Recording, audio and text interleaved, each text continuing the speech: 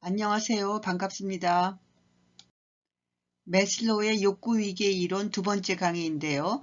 여기서는 생리적 욕구부터 자아실현 욕구까지 욕구위계를 차례대로 살펴보고 이어서 절정 경험을 알아보고요. 마지막으로 교육에 시사하는 점으로 마무리할 것입니다. 매슬로우의 욕구위계. 욕구위계는 결핍 욕구인 생리적 욕구, 안전 욕구, 사랑 및 소속감 욕구, 자존감 욕구로 구성되어 있고요. 성장 욕구는 지적 욕구와 심미적 욕구를 포함하는 자아실현 욕구로 되어 있습니다. 이제 시작할까요? 1단계 생리적 욕구. 모든 욕구 중에서 가장 기본적이고 강력한 욕구고요. 생존을 위해서요. 먹고 마시고 숨을 쉬어야 하고 자야 하고 이런 욕구들이 생리적 욕구에 해당되는데요. 이 중에서 하나라도 빠지면 살아남을 수 없죠. 생물학적으로 보면 유기체의 본능은 살아남으려고 하고 살아남아서 종을 보존하는 것이니까 성적 욕구가 여기 들어가 있습니다. 생리적 욕구 중에서 식욕을 예로 들어서 설명을 해보자면요. 배가 고프다가 배불리 먹었는데도 먹을 것이 생각날까요? 지금 혹시 나는 그래 이런 생각을 하는 사람이 있다면 다른 이유를 찾아봐야 될 것 같고요. 보통은 배가 부르면 앞에 아무리 맛있는 것이 있다 해도 별 관심이 가지 않죠. 다시 말하면요. 충족된 욕구는 이제 더 이상 욕구가 아니라는 거예요. 그럼 그 다음에는 만족만 있을 것인가? 그것도 아니죠. 물론 먹고 나면 식욕이 충족되었으니까 몸과 신경이 이완되고 기분이 좋아지잖아요. 그런데 그런 만족감이 오래 지속되는 것은 아니고요. 그 다음에는 상위 욕구가 생겨난다는 거예요. 지금 1단계를 가지고 얘기했는데요. 하위 욕구에서 다음 상위 욕구로 이것은 1단계에만 해당되는 것이 아니고요. 모든 결핍 욕구에 해당된다는 것 기억하세요. 그 다음 단계는 안전욕구인데요. 안전욕구는 생리적 욕구보다는 정도가 조금 약하고요. 보호 또는 확실성, 질서, 구조, 또 무슨 일이 일어날지 예측할 수 없으면 불안하잖아요. 그러니까 예측 가능한 환경, 불안과 공포로부터의 해방, 이런 것들이 포함되는데요. 인간의 안전 욕구가 어떻게 표현되는지 예를 들어보면요. 우리가 직업을 선택할 때 정년과 고용이 보장되는 직업을 선호하는 것도 그렇고요. 또 저축을 하고 의료보험이나 여러 가지 보험을 드는 것 등 그러한 것들이 있고요. 또 낯선 것보다는 익숙한 것, 모르는 것보다는 아는 것을 선호하는 것, 그러한 것들도 안전 욕구 표현의 예라고 할 수 있습니다. 뿐만 아니라 아주 옛날부터 사람들이 삶에 대한 불안 때문에 종교도 만들었다고 하고요. 과학, 철학도 만들었다고 하는 것이 많은 철학자들의 생각이에요. 그러니까 종교, 과학, 철학 같은 것도 안전 욕구가 일정 부분 동기화된 것이라고 할 수 있다는 것이죠. 안전 욕구와 관련해서 매슬로우가 어린이를 예로 든 것이 있는데요. 아이가 일상을 간섭받지 않고 규칙적인 일을 선호한다는 것이다. 예측할 수 있고 질서 있는 세상 말이다. 예를 들어 부모가 불평등하거나 불공평하거나 일관성 없는 모습을 보이면 아이는 불안함을 느낀다. 간섭받지 않고 규칙적인 생활, 예측할 수 있고 질서 있는 세상, 일관성 있는 부모 모습, 이런 것들이 중요하다는 얘기인데요. 쉬운 것 같지만 사실 실천하기는 어렵기도 하죠. 3단계 사랑, 소속감의 욕구. 1단계인 생리적 욕구하고 2단계인 안전 욕구가 어느 정도 충족되고 나면 사랑, 호의, 소속감 이런 것들과 관련된 욕구가 등장하는데요. 이것이 3단계의 욕구죠. 더 이상 설명하지 않아도 될 것 같은데요. 무슨 뜻인지는 사람들과 애정어린 관계를 맺고 싶어하고 집단 내에 자신의 자리를 갖고 싶은 열망이다. 어디에서든 학교든 직장이든 또 어린이든 어른이든 할 것 없이 외톨이가 되고 소외되는 것은 두려운 일이죠. 우리가 보통 사랑의 욕구 그렇게 얘기하면 사랑받는 것을 생각하기 쉬운데요. 사랑의 욕구는 주는 것과 받는 것을 모두 포함하는 욕구입니다. 사랑, 소속감의 욕구는 어떻게 표현되냐 하면요. 단체나 클럽에 가입해서 그 단체의 특성 혹은 가치에 동조하는 것이라거나 또는 소속감을 느끼기 위해서 제복을 입는 것 등이 있습니다. 사랑의 욕구가 좌절되는 것이 부적응의 근본 원인이 될 수 있다고 하는데요. 아동 또는 청소년 교육에서 고려해야 될 부분이 되겠네요. 아우, 저 사람 왜 저러니? 또는 친구들끼리 누구누구는 요즘 왜 이상하게 구니? 그러면 애정결핍이야. 이렇게도 얘기하는데요. 반 농담 반 진담으로요. 애정결핍이야. 이 말은 어디에다 붙여도 웬만하면 다 그럴듯해요. 그만큼 인간에게 중요한 욕구라는 뜻인 것 같습니다. 사랑, 소속감의 욕구가요. 연구에서도요. 사랑의 욕구를 대상으로 많은 임상 연구가 진행되었다고 하는데요. 아마도 생리적 욕구를 제외하고는 가장 활발한 논의가 이루어졌을 것이라고 합니다. 우리는 매우 빠르게 변하는 사회에서 살고 있죠. 이사도 자주 가고요. 옆집에 누가 새로 이사를 왔나, 누가 사나 이런 거 알기도 힘들어요. 또 전통사회처럼 평생 직장이란 것도 없고요. 직장도 자꾸 바뀌니까요. 이런 이유로 현대사회에서 사랑, 소속감의 욕구를 충족시키기는 아주 어려워졌죠. 군중 속의 고독 이런 거라고 할까요? 사람들한테 둘러싸여 살면서도 외로움, 소외감을 느끼게 된다는 거예요. 이렇게 되면 사람들은 오히려 외로워하면서도요, 다른 사람들하고 관계 맺기를 두려워한다고 합니다. 왜냐하면 관계를 맺어도 오래가지 않을 것이라는 걸 알기 때문이죠. 곧 헤어질 텐데 어렵게 좋은 관계를 맺었는데 다시 헤어지게 되면 슬프잖아요. 그러니까 미리 피하는 거예요. 이래저래 군중 속의 고독사회가 되는 거네요. 참 역설적이죠. 그런데 문제는 소속감, 사랑의 욕구는 반드시 충족되어야 하는 결핍 욕구잖아요. 그래서 사람들은 집단 활동에 관심을 가지게 된다고 하는데요. 공동생활을 하거나 또 동호회도 여러 개에 가입하거나 이렇게 집단 활동을 하는 것은 말이죠. 외로움과 소외감을 피하고 사랑과 소속감의 욕구를 충족시키는 동기에서 비롯된 것이라고 볼 수 있습니다. 물론 이것이 유일한 동기는 아니겠지만 일부분은 그렇다고 볼 수 있겠죠. 4단계의 자존감 욕구. 자존감에 대한 욕구는요. 자신에 대한 좋은 평가, 자부심, 자존감 또는 다른 사람이 나를 존중해 주었으면 하고 바라는 욕구나 욕망인데요. 그런데 진짜 자존감이라는 것은 혼자서 그냥 다른 사람들이 나를 존중해, 나는 나를 존중해 이런 허황된 느낌이 아니라요. 실제 능력, 성취, 타인에게서 받는 존경 같은 것에 타당하게 기초하고 있는 자존감을 의미합니다. 방금 얘기한 것에서 이미 드러났는데요. 메슬로는 자존감의 욕구를 두 가지 형태로 대별하였습니다. 한 가지는 스스로 자기를 높게 생각하는 자존감에 대한 욕구, 즉 자기 존중의 욕구고요. 다른 한 가지는 다른 사람이 소중하게 대해주기 때문에 갖게 되는 자존감에 대한 욕구, 즉 다른 사람의 존중을 받으려는 욕구, 이 두 가지예요. 자기 존중의 욕구는 힘, 성취, 적합성, 세상을 향한 자신감, 독립과 자유를 향한 욕구인데요. 순수한 자기 존중감, 자신감을 가지려면 자신의 장점, 약점 같은 것을 자신이 잘 알고 또 자신을 객관적으로 평가할 수 있어야지 되고요. 뿐만 아니라 건강한 자아정체감, 존재 가치를 스스로 인정할 수 있어야 합니다. 다른 사람의 존중을 받으려는 욕구, 이것은 명예나 위신, 인정, 관심, 위엄 또는 덕망을 향한 욕망이다 이렇게 정의되는데요. 이것은 외부로부터 주어지는 자존감이죠. 다른 사람들이 나에 대해서 어떻게 생각하고 있나, 나를 어떻게 대우하는가 이런 걸 통해서 영향을 받아요. 다른 사람들의 존중을 받고 싶지 않은 사람은 없을 텐데요. 도대체 무엇을 갖고 그 다른 사람들이라는 사람들은 나를 존중하거나 존중하지 않을까요? 그들은 보통 내가 소유한 물건, 내가 무슨 옷을 입었나, 어느 동네에 사나, 사회적 지위 같은 나의 외부적 조건을 갖고 나를 존중하거나 존중하지 않기도 하고요. 내가 존경받을 만한 행동을 했을 때 또는 하지 않았을 때 내가 보이는 능력, 이런 것에 따라서 나에게 다르게 반응하죠.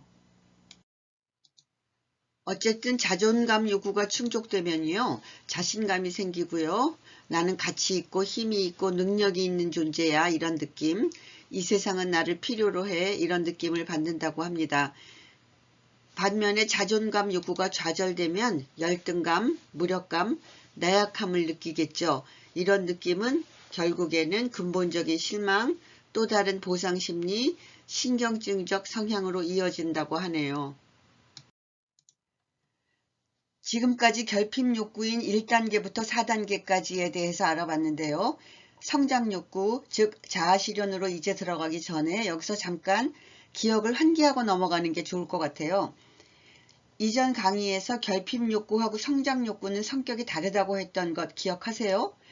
보통 사람들은 결핍 욕구가 충족되고 나면 만족하고 말기 때문에요. 더 이상의 동기가 유발되지 않는데, 그런데 결핍이 없는데도 성장 발전하려는 사람들이 있다고 했어요. 정신적으로 건강한 사람들은 결핍 욕구가 충족되어도 만족하지 않고 성장 동기를 가지고 자아 실현을 추구한다고 말이죠. 매슬로를 인용해 보면 건강한 사람은 자신의 잠재력과 능력을 최대한 개발하고 실현하고자 하는 욕구에서 주로 동기를 부여받는다. 여기 욕구 위계 그림을 보면요. 이걸 피라미드라고도 하는데요. 생리적 욕구에서 자존감 욕구까지는 연장선상에 있는 거고요. 한 가지가 충족되면 다음 거가 자동적으로 나타난다는 뜻에서요. 그런데 이 결핍 욕구하고 성장 욕구 사이에는 점선 같은 것이 있잖아요. 이건 뭘 뜻하냐면요. 결핍 욕구하고 성장 욕구는 반드시 단절은 아니지만 자동적으로 연결되는 것은 아니라는 것을 뜻하는 거예요. 또 여기에 이미 자아실현의 욕구가 뭔지 이미 나왔죠. 뭐냐면 자신의 잠재력과 능력을 최대한 개발하고 실현하고자 하는 욕구라는 것이요. 이제 자아실현의 욕구로 들어갑니다. self-actualization, 이것은 번역하는 사람에 따라서 어떤 사람은 자아실현이라고 하고 어떤 사람은 자기실현이라고 번역을 하는데, 이 강의에서는 책을 그대로 인용할 때 그 책의 번역을 따랐습니다. 자아실현의 욕구는 자기를 완성하려는 욕망, 내 안에 있는 잠재력을 실현하려는 성향인 것이고, 또 진정한 나에 가까워지고 싶고 내가 들 수 있는 정점까지 가보고 싶은 욕망이라고 매슬로는 정의합니다. 이렇게 되고 싶은 것이 성장 욕구, 자아실현의 욕구인 것이죠. 남들이 이른바 좋은 직장이라고 하는 데서 일하면서도요. 이건 내가 하고 싶은 일이 아니야. 나는 시를 쓸 때가 제일 행복해. 이런 느낌, 이런 생각이 들 때가 있잖아요. 매슬로는 그 얘기를 하고 있는 거예요. 다시 말해서 자신에게 맞지 않는 일을 하고 있을 때 불만과 불안을 느끼게 될 것이다 라고요. 음악가는 음악을 만들고 미술가는 그림을 그리고 시인은 시를 써야만 궁극적인 행복을 얻을 수 있다. 여러 위험을 무릅쓰고라도 이렇게 살 수 있는지 그건 차치하고라도요. 이렇게 되면 행복할 것이라는데 저는 동의하는데요. 아무튼 자아실현하는 사람은 근본적으로 만족한 사람이고 이렇게 자아실현을 하는 사람은 뭐가 다르냐? 충만하고 건강한 창의성을 보여줄 수 있다고 합니다. 매슬로의 말인데요. 여기서는 창의성 얘기만 했지만 매슬로가 자아실현하는 사람들의 긍정적 특성으로 제시한 것은 정말 많아요. 그래서 여기서 다 열거하지는 않겠습니다. 지금부터 절정 경험에 대해서 설명을 하려고 하는데요. 자아실현과 절정 경험은 밀접한 관련이 있는 개념이에요. 앞에서 자아실현은 나의 잠재력을 실현하는 것이고 능력의 성장이다 이렇게 말했죠. 절정 경험은 자아실현의 순간에 가지게 되는 경험이라고 합니다. 예를 하나 들어서 설명을 해볼게요.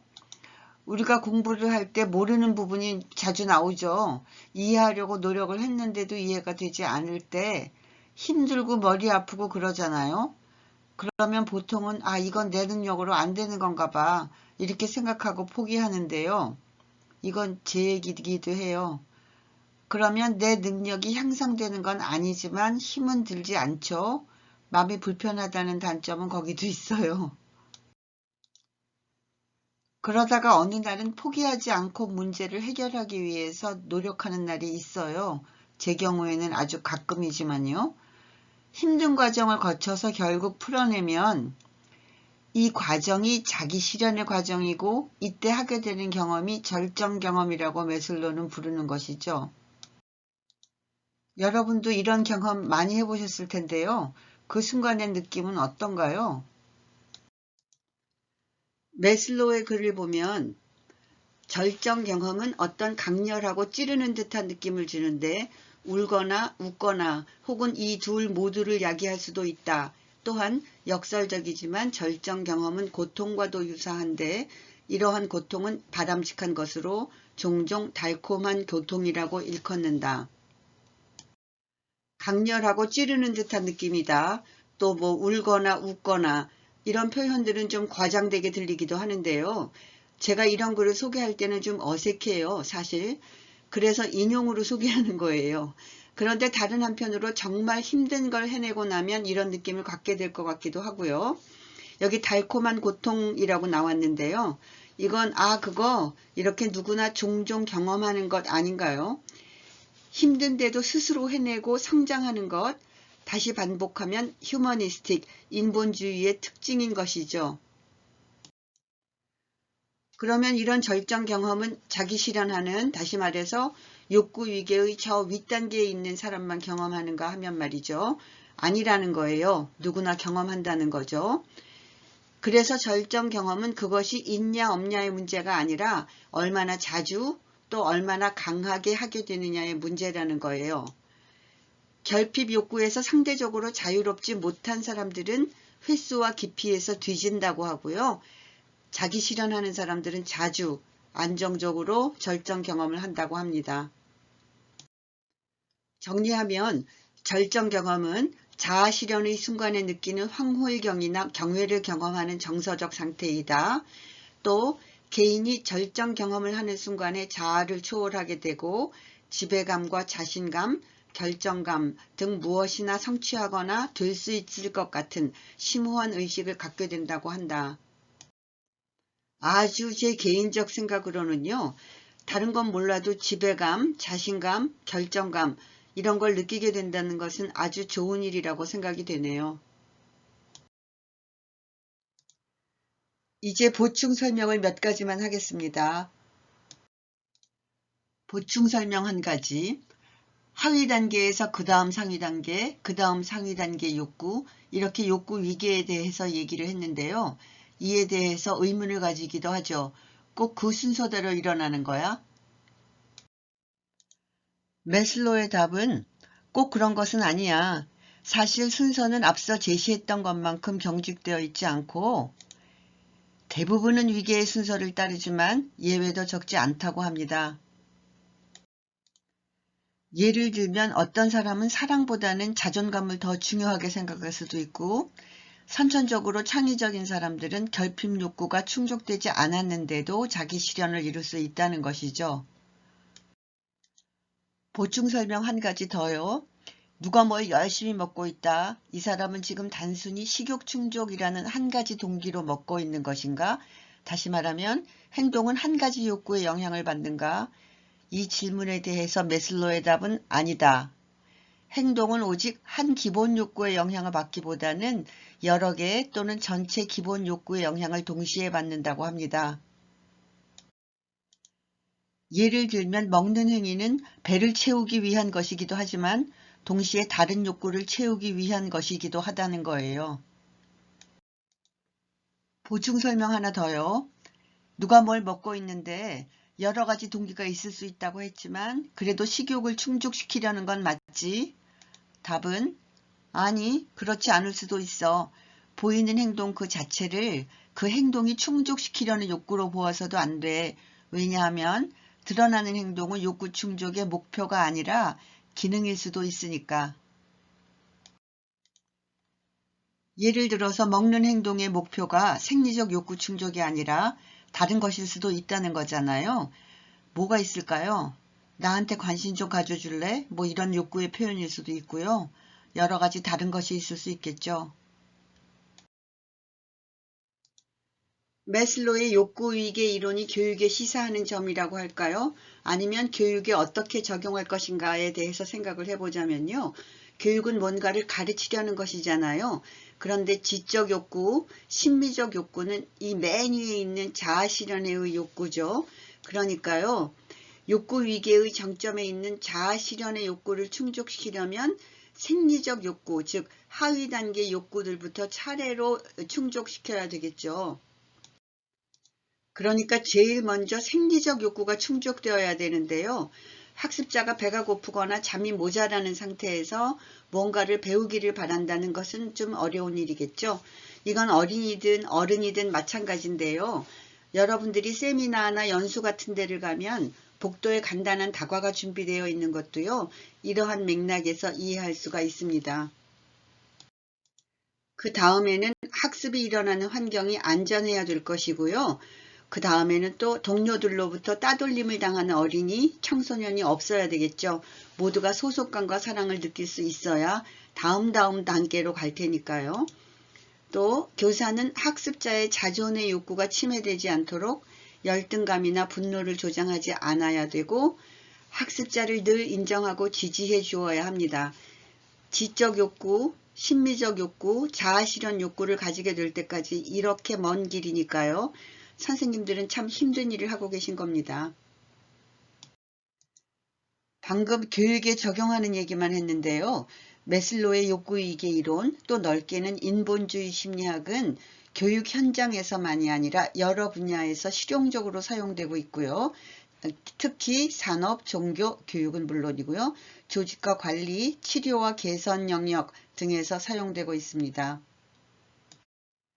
이 강의를 만들기 위해서 매슬로의 동기이론, 동기와 성격, 존재의 심리학, 인간 욕구를 경영하라 등을 참고했습니다. 오늘 강의는 여기까지입니다. 감사합니다.